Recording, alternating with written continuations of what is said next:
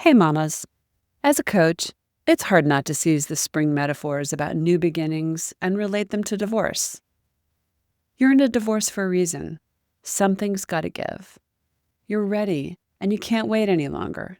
You want better for you and your kids. You don't want this unsettled chapter to be the end of the story. And somewhere within you, you're clutching to a morsel of hope that it's possible to move on, to heal, and to become. But you get derailed easily. You doubt yourself, distrust your intuition, wobble, get overwhelmed, and just want to run and hide as a result. Any of this sound familiar? Pretty much any woman who's been through a divorce would nod in agreement, recognizing herself in this dance. However, there is a new chapter awaiting. And as with the vulnerable flowers poking their heads through the winter soil, reaching for the sunshine, there's hope. There's also a way to harness the power of hope. It's what I want to talk to you about today. I'm calling this conversation Hope Springs Eternal. And no, this isn't about rainbows and unicorns. This is about finding ways to navigate the upheaval of divorce, to support yourself in the mess of it all, and to stay on course to achieve your goals and not be derailed by false hope. Hi there, mamas. Welcome to the Intuitive Divorce Podcast. I'm Kristen Noel, certified divorce coach and creator of the Best Self Intuitive Divorce, a game-changing program that transforms the experience and outcomes of divorce, one mother at a time. I call it Divorcing Differently. I'm here each week bringing you a quick message to support, inspire, and empower you to achieve the outcomes you want for yourself and your kids. So let's dive into today's episode. It's hard to focus on anything but divorce when divorcing. I get it. It casts a wide net over your life and seems to scoop everything up along with it. I also get that. No one knows the harsh realities of the process more than me. Been there, done that. But while divorce can be disruptive, anxiety-provoking, triggering, and emotional, it can also breed hope. Hope? Yep. I'm currently working on my intuitive divorce book. In a recent conversation with my book coach, I said, this is a book about divorce, but it's also really a book about hope. It's a chance to break free from patterns and cycles that are dragging you down and holding you back. Stop hiding, playing small, and suffocating in an unhealthy marriage. Redefine life on your terms. Model healthy behavior about love and navigating adversity for your kids. Become the woman and mother you want to be. Heal old emotional wounds and let go of heavy baggage you've been carrying. Live the life you want to live, not the one you're stuck in. Yes, even through the mess of it all, there's a lot of hope for the future in this divorce process if you will allow it.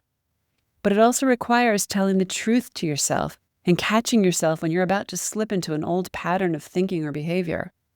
It's not just about thinking happy thoughts or being in perpetual motion. It's about getting in the gap between the two and finding a way of being in your body, mind, and life. You see, hope can be the wind beneath your wings, propelling you forward, or it can actually be the cinder blocks on your ankles, keeping you stuck where you no longer belong. How is that possible? Well, this is something that's coming up a lot lately for the mamas who are in the messy middle of it all. These are the mamas who are facing off with the past, the present, and the desire for the future.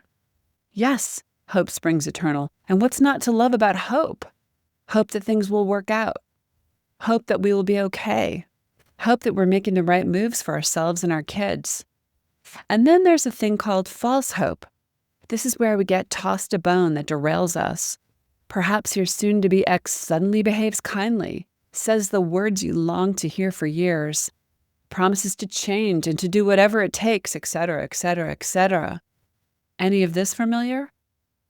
Here's where we sabotage ourselves. We commingle our desire with reality. We assign meaning to gestures based upon what we want to see, not the truth. Why do we do this? Because the unknown is, the unknown. And most of us don't like navigating without a map and some directions. It can be unnerving, triggering, scary. But that doesn't make an untruth true.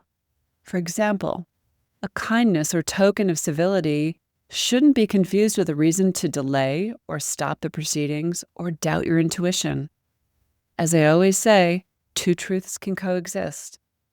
You can acknowledge a kindness. You can acknowledge the pain of letting go and the string of broken promises that accompanied it, and still keep your foot on the gas pedal moving forward. And you can see the good in a positive exchange or shift. You can also acknowledge that there is hope. Hope that you can get along as you co-parent. Hope that your ex is getting the help they need to be a great parent to your kids. Hope that you can divorce with respect for each other. Hope that you don't get caught up endlessly in the system. And maybe hope that someday you could even be friends. But you can't deny what you know, see, feel, and intuit. I want to remind you that just because your marriage didn't work out, just because this chapter is ending, doesn't mean that it was a failure. Things end. People grow and change. You're allowed to move with it. You're looking at a divorce for a reason. You may be scared, but there's also a kernel of hope within you calling to be nurtured, supported, and set free. It's the butterfly within you that wants to take flight. And just like the butterfly who has to struggle free from the confines of its cocoon, this takes time. You don't take this decision lightly. If anything, you've likely sacrificed much and overstayed your welcome. Am I right? It's okay to put yourself in the equation, Mama. This is your life. You don't have to have all the answers. You don't have to know how to divorce. You just need to know how you want to feel and be in this life of yours. When was the last time you felt hope for the future? Divorce is hard, but it's also the spring of your new chapter. It's a beginning. And in spring, it gets warmer. The ground softens. Vulnerable new growth emerges forward and reaches for the sun. That flower is you. Hope is a four-letter word. I wish we said more. And this is what I think it stands for. Hope, healing, opportunity, peace, and evolving. Hold on to your hope, Mama, for you, your kids, and the future you're creating.